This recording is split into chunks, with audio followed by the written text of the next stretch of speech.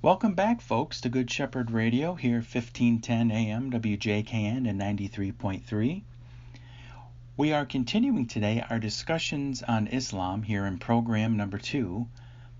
And today we want to start with Christian origins in Arabia. I also want to say, Irene, Humin, Pasin, Tois, and Christo. Peace to all of you in Christ. And today we also want to go over some prototypes for Muhammad.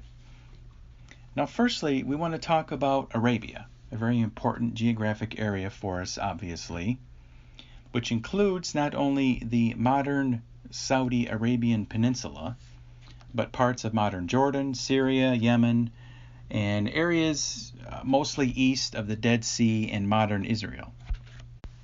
And when we get to the sources, primarily the Greek sources, modern Yemen was considered part of Middle India, and we'll get to that when we come up to that topic.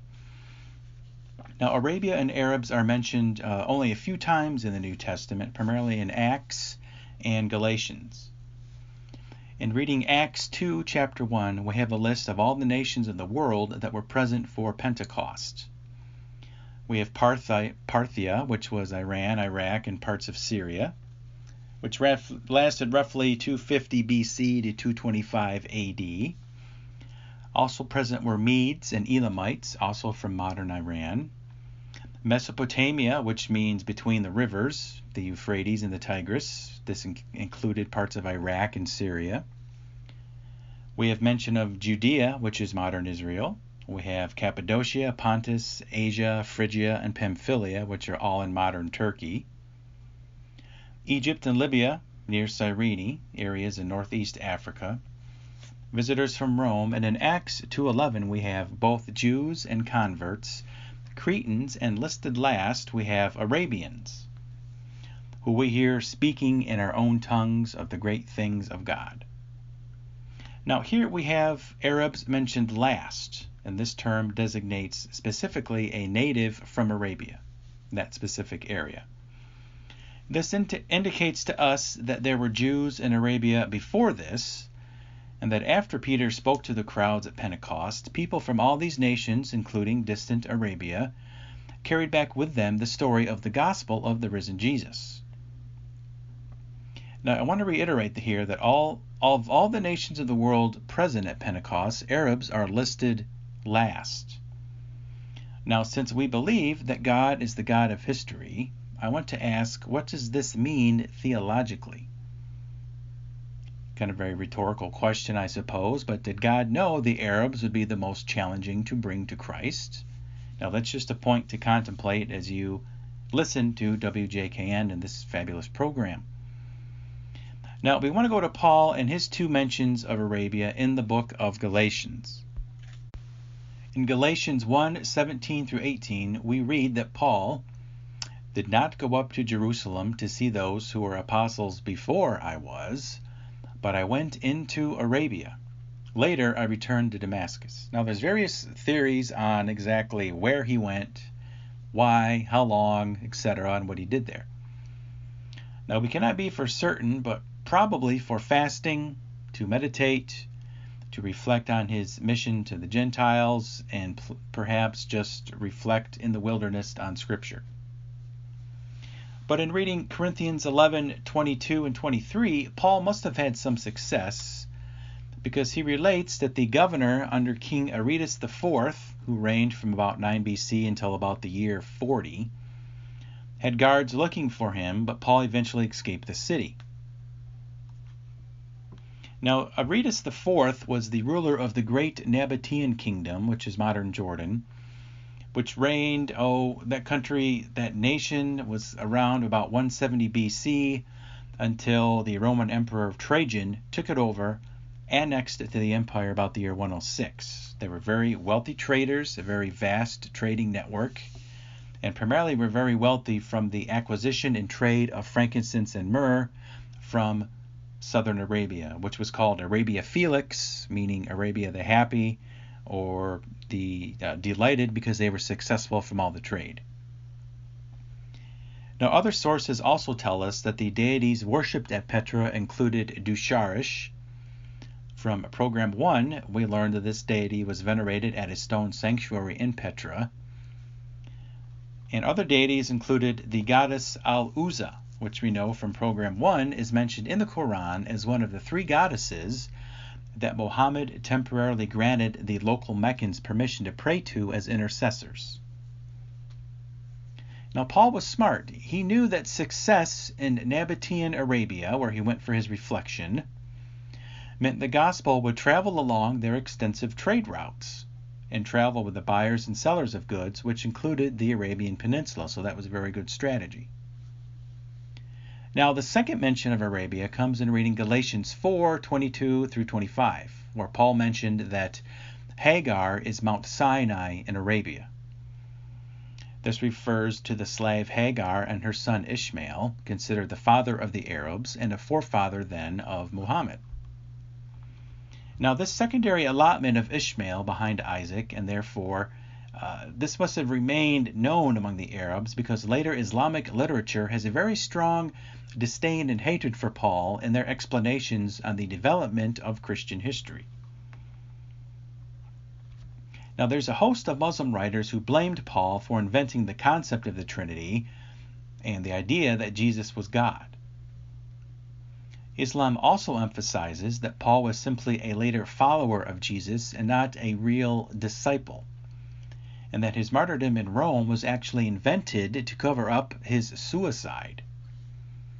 More specifically, it is said that Paul mutilated himself to gain the sympathy of local Christians, and that he claimed to have the original Gospels, and that he gave 1 copy to each of the local 12 Christian tribes, but secretly appointed each as his successor.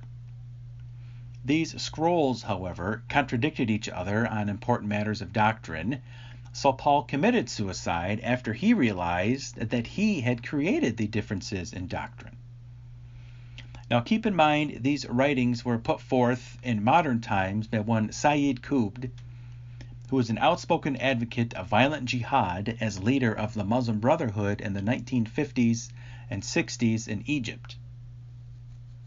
This anti-Paul, anti-Christian literature has consistently been produced since the 9th century, until even now in the pages of ISIS propaganda and other modern terrorist literature. Now we want to look closer at the sources regarding the emerging Christian theology that was in Arabia.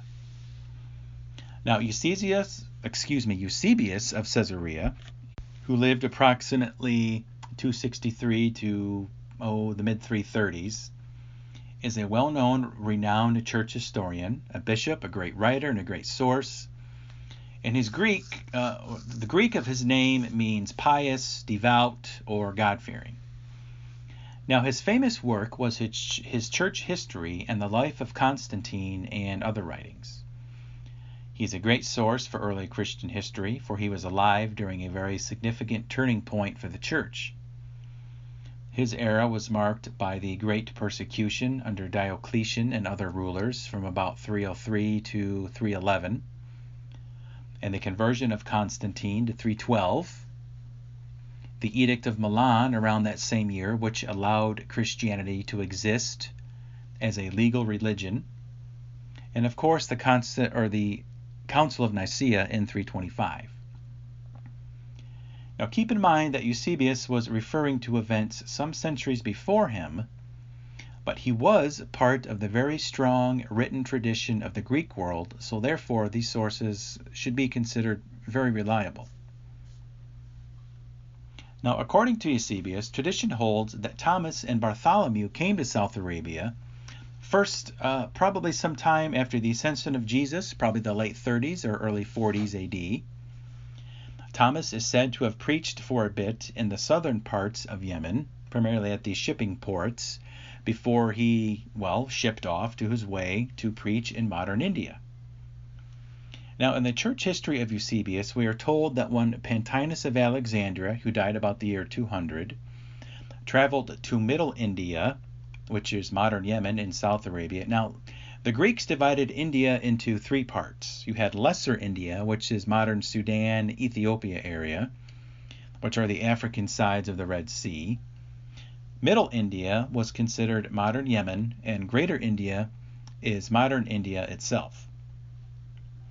Now, going back to Eusebius, we are told that Pantaenus found a Gospel of Matthew in Hebrew, which was used by Jews who had accepted Christ, and that this had been left by the Apostle Bartholomew when he visited southern Arabia shortly after Jesus' ascension.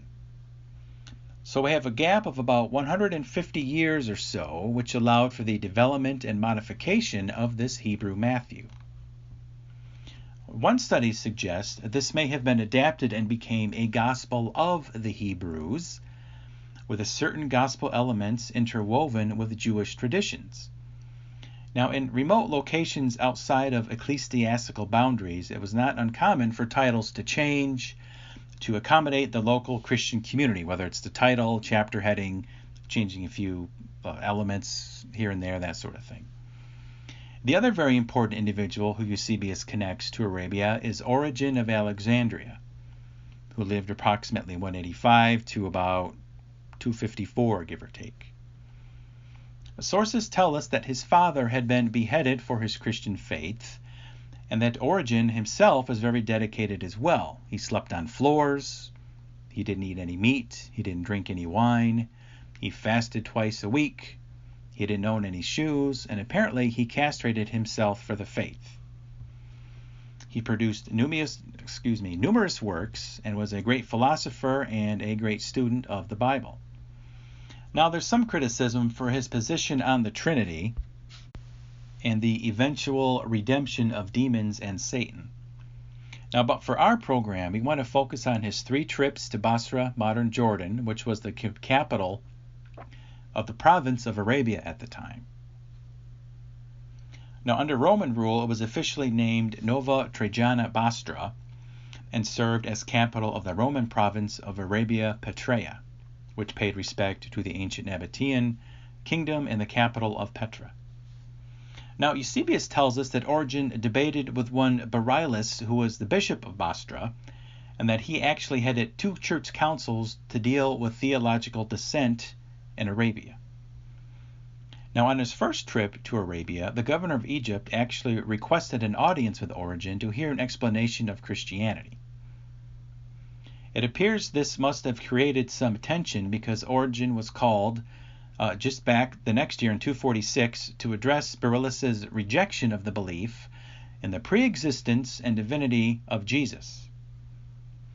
After a debate, however, Origen reestablished orthodoxy, I guess you could say, but was called back again in 247 to deal with the growing popular Arabian belief that the soul died with the body.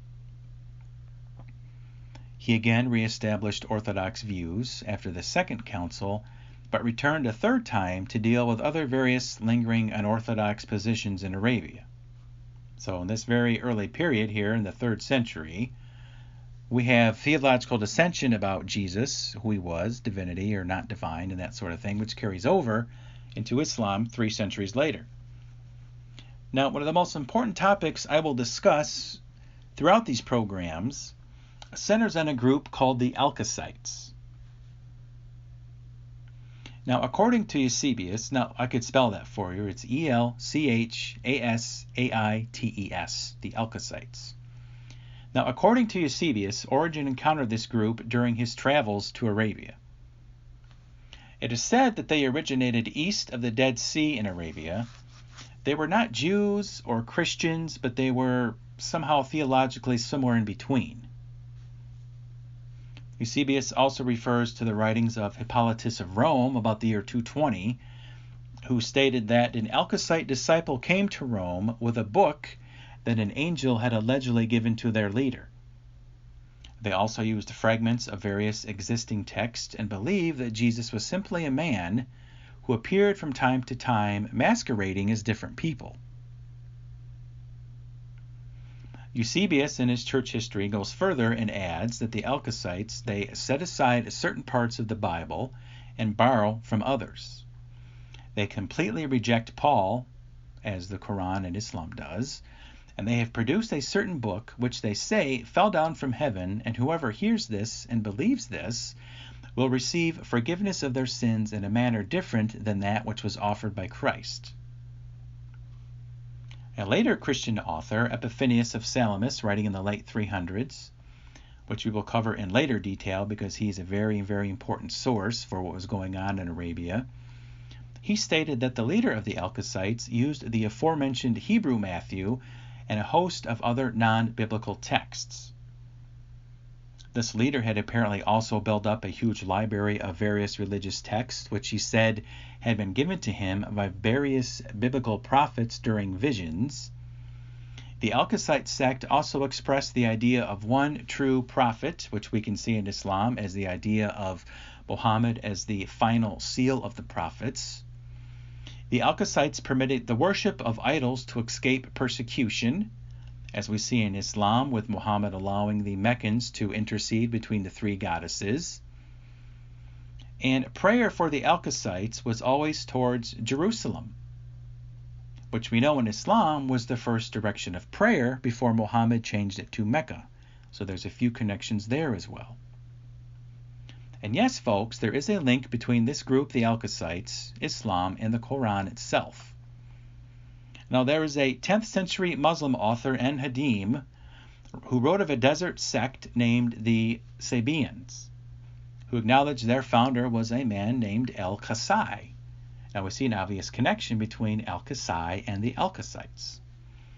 So if we connect the dots then, the historical dots, we can say the Alkacites are the same as the Sabians. And this group is mentioned 3 times in the Quran. They are commended with Jews and Christians for their belief in God. And Quran 22:17 states that Allah will judge Jews, Christians, and Sabians and the Magians, who are the Zoroastrians, which we get our term magician from. They will all be judged on the day of judgment. Now there's even a local group today, the Mandeans, who trace themselves to the Alkacites, but we have to admit with the onset of ISIS and the associated civil war, their existence today is very undetermined and pretty much unknown where they ended up with all that activity. Now the next group we want to discuss for the last few minutes here are the Christian monks who lived in the deserts around these Arabs and the relationship between these two groups. Now, when we read the Christian monastic history, we must admit it's a very complex literary genre.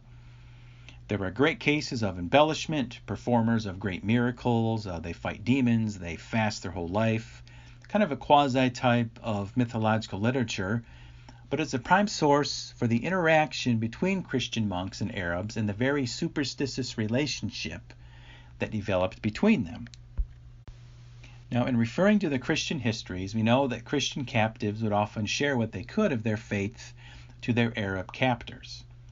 For example, one Malchus worked as a slave shepherd among the Arabs after he was apprehended by a group of marauding Saracens. There was one Chiraeman who fled to the mountains of Arabia, and others fled to the deserts and caves of Arabia during the persecution of Decius starting about the year 250. Most of these captives were relocated to urban centers throughout Arabia, but there were some Arabs who converted to Christianity because they were influenced by the powers of these monks. But keep in mind, however, that these are from Christian sources who are showing the far-reaching impact of the gospel. Now here we want to focus on Syrian ascetics and Syrian monasticism because we know that from the Christian and Muslim sources, Muhammad encountered most of his monkly activity, I guess you could say, while in Syria. Now, the Muslim sources say that the apostle would pray in seclusion on Hira every year for a month to practice the religious devotion as was the custom before Islam. The apostle would pray in seclusion and give food to the poor who came to him. So it's kind of based on the Syrian model of asceticism. The Syrian model was based on New Testament apostolic practices, which were in open-air areas near the major trade routes, and here these monks sought interaction with travelers. Now, one of the best-known Syrian monks in his contact with Arabs was Simeon Stylites. Sources reveal that hundreds of Arabs approached Simeon and they renounced their ancestral ties to idol worship or stone worship, and that tribal chiefs fought to be the first in line to receive blessings upon themselves and personal objects, which they would take back to their tribe or their clan that was imbued with a special magic power.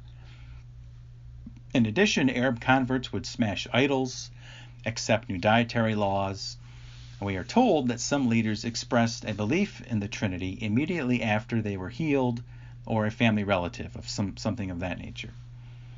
Now, the sources also tell us that Simeon Stylites was so important to the local Arabs that a band of Ishmaelites, which is a division of Arabs who consider themselves descendants of Abraham through Ishmael, attempted to steal his body and return with it to their tribal home somewhere in Arabia. Now, these sources also reveal that monks had collections of religious texts which ranged from biblical to non-biblical writings, also had some that were their own ascetic visions, which they shared or recited to visitors. Others could recite the entire Bible for visitors. Some said that angels had provided them with their text and that these angels visited them on a regular basis. And some monks also said that one of these angels would be a type of personal angelic guide who would direct them in their prayer, who would guide their speech, and would help clarify their own personal visions. As a result, monks would expose sinners, denounce pagan deities, and call for the end times. Now, we're just about out of time here. I just want to reiterate the importance of the relationship between Christian monks and Arabs, which we'll get to next in program number 3. We'll also get into a discussion of Muhammad as the Paraclete in the New Testament. So thank you again for joining us today on Good Shepherd Radio Part 2. Remind you, please keep listening to 1510 AM WJKN and 93.3. And God bless our listeners, and we'll be with you next time.